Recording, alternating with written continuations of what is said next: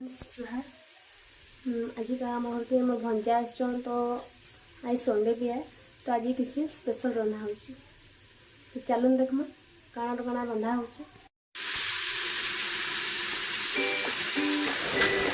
तो देखुन बिरयानी लई मसला रेडी कर देली न ग्रीन मटर आ गाजर पके बेसी किसी ना पके देखुन बिरयानी रेडी हो गला न तापरे मुई छती रांधिके मसलो तो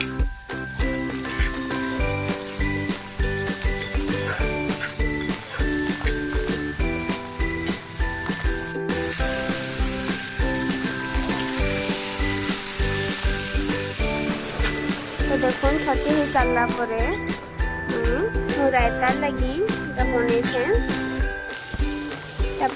रायता रेडी कर सारा पर चिकेन टे बने भंजा नहीं खान बट आम खाइसु चिकेन हो मटन हो बिरयानी रे भल लगती तो आम चिकेन करूँ।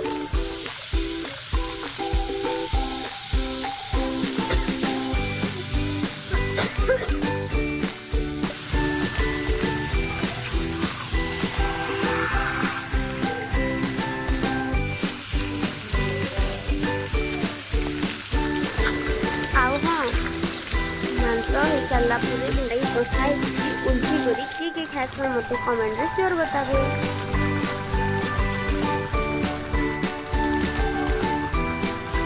तो देखो सब खाना बने सारा पर समस्त को खावर खुशी मैं पछे खाइली कहीं जब आउ कि खाना खाइबे तो किए देवा।